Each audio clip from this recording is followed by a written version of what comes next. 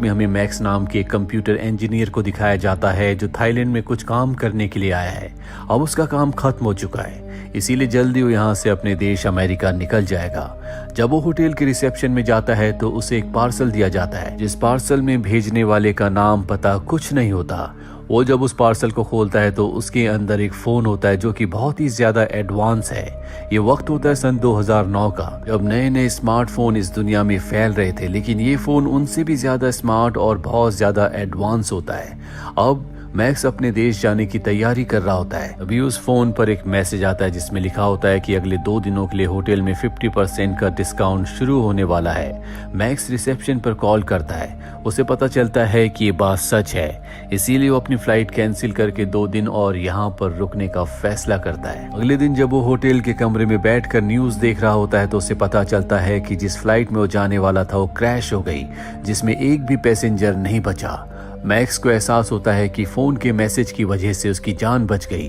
वो फोन को देखता है जिसमें एक और मैसेज आता है जिसमें लिखा होता है make money by shares of सिजोर, यानी कि सिजोर कंपनी के शेयर खरीद लो जिससे तुम बहुत सारे पैसे बना सकते हो। मैक्स इस मैसेज पर ज्यादा ध्यान नहीं देता, पर जल्दी उसे पता चलता है कि सिजोर कंपनी के शेयर बहुत ज्यादा ऊपर चले गए। अगर उसने ये शेयर्स खरीद लिए होते तो आज उसे करोड़ों का फायदा हो जाता। अगले दिन मैक्स को एक मैसेज आता है जिसमें लिखा होता है कि तुम प्राग के एक होटल के कसिनो में जाओ। मैक्स को पता चल चुका है कि इस मोबाइल में कोई ना कोई खास बात है, क्योंकि अभी तक जो भी मैसेज उसे आए हैं उससे उसका फायदा ही हुआ है। और अब वो प्राग के उस होटल में पहुंच जाता है। वहां से वो ये भी पता करने की कोशिश करता है कि जो पार्सल उसे मिला था जिसमें फोन था वो किसने भेजा है, पर उसे इस बारे में कुछ पता नहीं चलता। तभी उसे एक और मैसेज आता है जिसमें लिखा होता है कि तुम कसिनो की 13 नंबर मशीन में जाओ। और अब वो उस मशीन पर जाता है जहां पर एक आदमी खेल रहा होता है। वो उस आदमी को 100 यूरोज देता है और खुद वहां पर खेलना शुरू कर देता है। जल्दी उसका उस मशीन पर जैकपॉट लगता है जिससे वो 1 लाख यूरोज जीत जाता है। और जॉन जो कि सिक्योरिटी रूम में बैठा होता है वो सब कुछ कैमरे में देख रहा होता है। वो अपने आदमियों से कहता है कि मैक्स के ऊपर नजर रखो।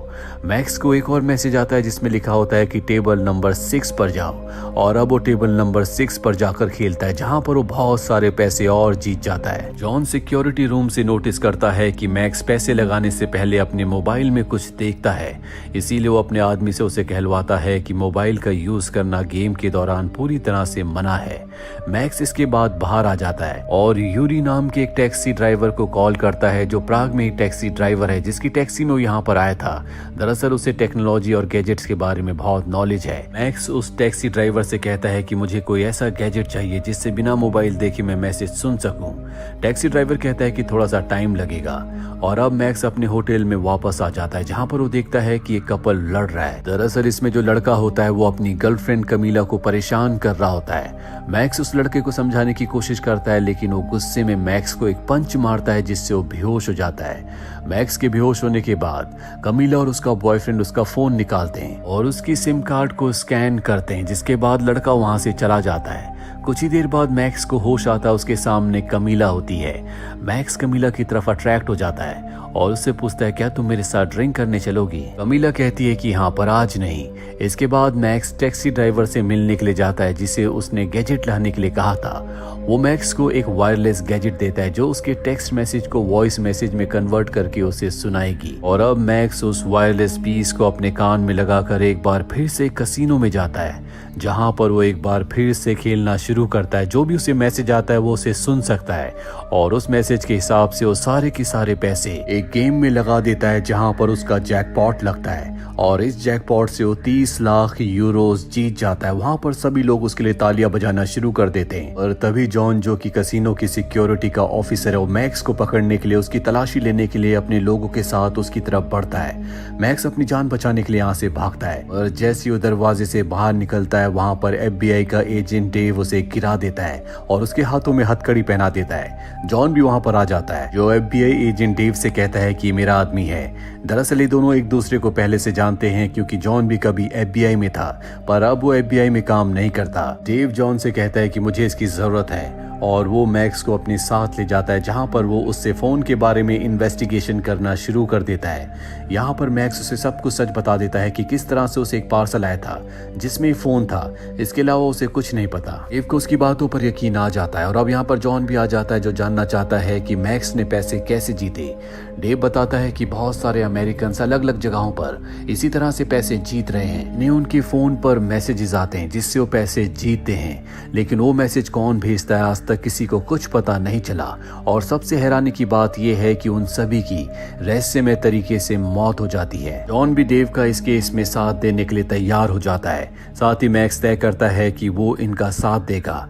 मैक्स को कहा जाता है कि तुम होटल के कमरे से बाहर नहीं निकलोगे, तुम्हारी जान को खतरा है। डेव उसकी फोन को अपने पास रख लेता है और उसके जाने के बाद वो ब्रूक को कॉल करता है, जो एनएसए यानी कि नेशनल सिक्योरिटी एजेंसी का एक बहुत बड़ा ऑफिसर है, जो बहुत वक्त से मैक्स के ऊपर नजर रख रहा था। वो अपने सुपर कंप्यूटर एक्लॉन से उसके सभी मैसेजेस को मॉनिटर कर रहा था, पर उसे भी अभी तक नहीं पता चल पाया कि वो मैसेजेस कौन भेजता है। उसे मैसेजेस भेजने वाले का सोर्स पता करने के लिए 3 और मैसेजेस की जरूरत है।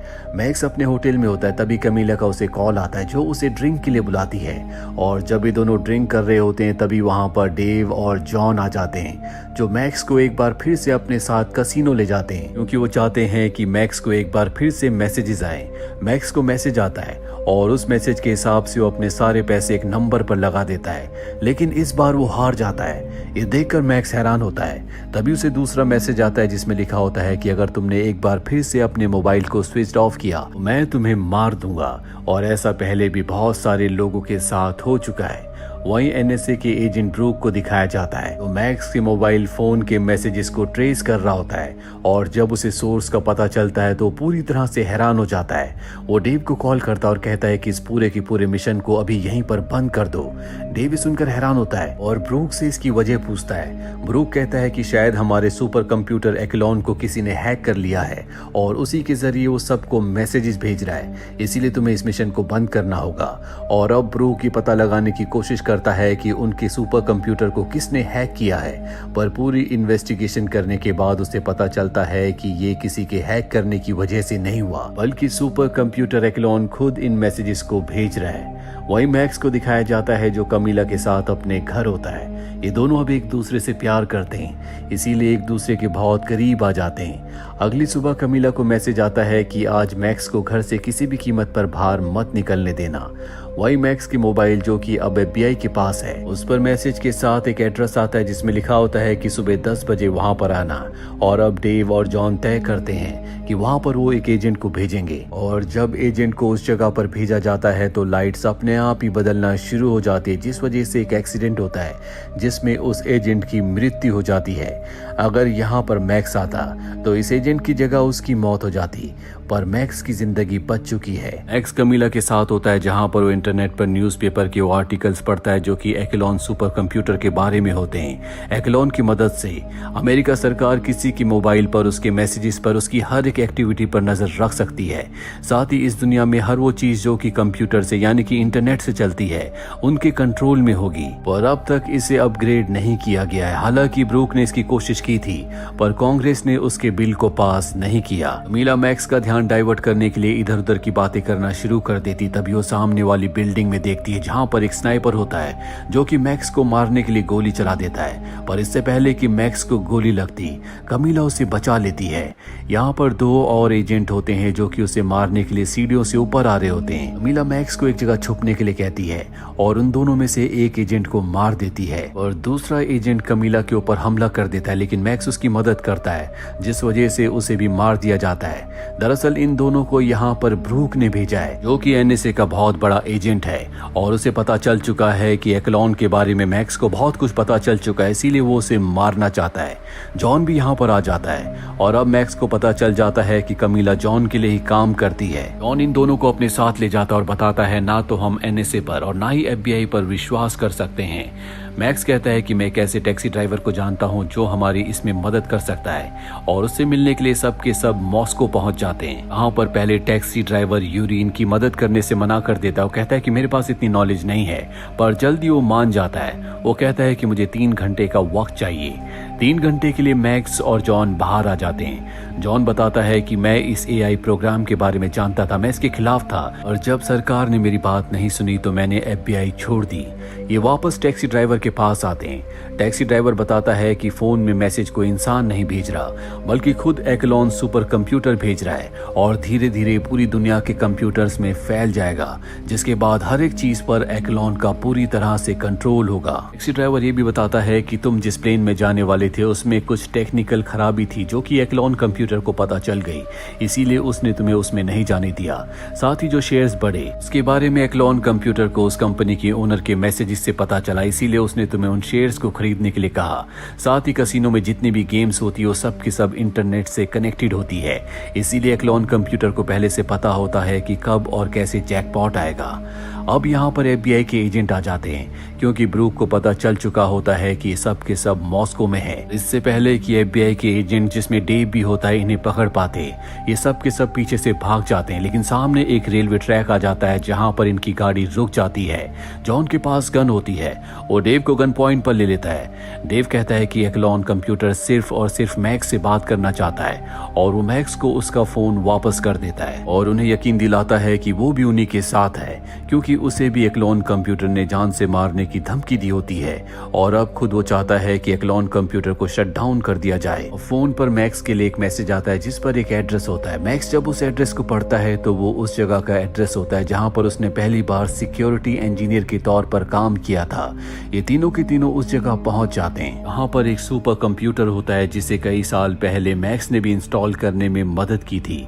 यहाँ पर मैक्स को पता चलता है कि उसके साथ काम करने वाला जो दूसरा इंजीनियर था वो भी एक्लॉन के मैसेजेस की वजह से मारा गया और उसी के क्रेडिट कार्ड से मैक्स को ये फोन भेजा गया था। अब ये उस कंप्यूटर को ऑन करते हैं और जब उसे ऑन करते हैं तो उसके अंदर कुछ भी नहीं होता। एनएसए का कंप्यूटर एक्सपर्ट भी यहाँ पर होता है क्योंकि ये गवर्नमेंट का ही कंप्यूटर है जिसे यहाँ पर बंद कर दिया गया था। एनएसए का कंप्यूटर एक्सपर्ट चेक करता है, उसे भी कुछ नहीं दिखता, इसीलिए वो बाहर चला जाता है, जिसके बाद कंप्यूटर की स्क्रीन पर अपने आप ही एक्टिविटीज होना शुरू हो जाती है। ये बाहर सभी एजेंट्स को यहाँ से जाने के लिए कहता है और अंदर आकर वो बताता है कि आज तक जिसने भी एक्लॉन कंप्यूटर को बंद करने की कोशिश की उसकी मौत हो गई, लेकिन मैक्स किसी भी कीमत पर एक्लॉन सिस्टम को शट डाउन करना चाहता है। जब वो अंदर जाता है तो देखता है कि वो अपने आप ही अपग्रेड हो रहा है। वो उसे शट डाउन करने की कोशिश करता है, तभी उसके फोन पर मैसेज आता है, ऐसा मत करना। तभी डेव को ब्रूक का कॉल आता है। ब्रूक बाहर जाता है। डेव उसे बताता है कि प्रेसिडेंट चाहते हैं कि किसी भी कीमत पर एक्लॉन को बचाना होगा क्योंकि अमेरिका की सिक्योरिटी के लिए बहुत जरूरी है और जो भी बीच में आएगा उसे मार दिया जाएगा। साथ ही वो उन सभी एजेंट्स को जिन्हें वापस भेज दिया गया था एक बार फिर से उसी जगह पर वापस भेज देता है। वहीं मैक्स को दिखाया जाता है जो अपने एयरबड से कंप्यूटर से बात करना शुरू कर देता है क्योंकि मैक्स को पता है कि इस पूरे के पूरे प्रोग्राम सॉफ्टवेयर को इंसानों की सुरक्षा के लिए बनाया गया है। इसीलिए वो एक्लॉन से पूछता है कि तुम्हें बनाने का पर्पस क्या है। एक्लॉन बताता है कि इंसानों की सुरक्षा, उनकी प्राइवेसी को प्राइवेसी रखना। मैक्स कहता है लेकिन तुम्हारे बनाने का जो पर्पस था अब तुम उससे पूरी तरह से भटक चुके हो। तुम्हारी वजह से लोगों की प्राइवेसी नहीं रहेगी, इस वजह से कई लोगों की जान जाएगी। अब यहाँ पर सारा का सारा कंप्यूटर का जो डेटा था वो यहाँ पर शिफ्ट हो चुका होता है और जैसे यस पर क्लिक होगा ये पूरी दुनिया में फैल जाएगा जिससे हर एक इंसान की प्राइवेसी खत्म हो जाएगी।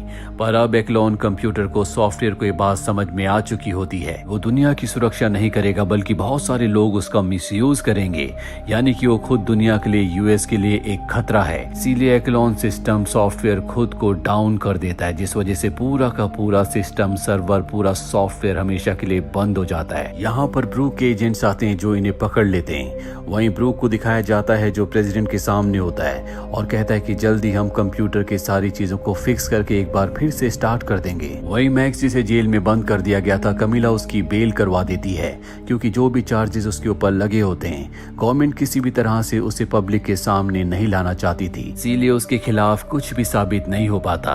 वहीं एफबीआई का एजेंट डेव एक बार फिर से जॉन से पूछता है क्या तुम एक बार फिर एफबीआई में आना चाहोगे। जॉन उसकी बात मान जाता है। वहीं हमें मैक्स और कमीला को दिखाया जाता है जो एक दूसरे के साथ बहुत खुश होते हैं। कमीला उसे दिखाती है कि जो पैसे उसने कसिनो में जीते थे यानी कि 30 लाख यूरोस अब भी वो उसी के पास हैं। वहीं दूसरी तरफ टैक्सी ड्राइवर को दिखाया जाता है जिसका नाम यूरी है। दरअसल वो रशिया का एक बहुत बड़ा ऑफिसर होता है जो कि अपने मिशन पर था। वो अपने सीनियर से कहता है कि हम अपने मिशन में कामयाब हो चुके हैं, लेकिन वो एक बार फिर से उस प्रोग्राम को स्टार्ट करने की कोशिश करेंगे, पर हमें उन्हें रोकना होगा और वो अपने फोन का बटन दबाता है।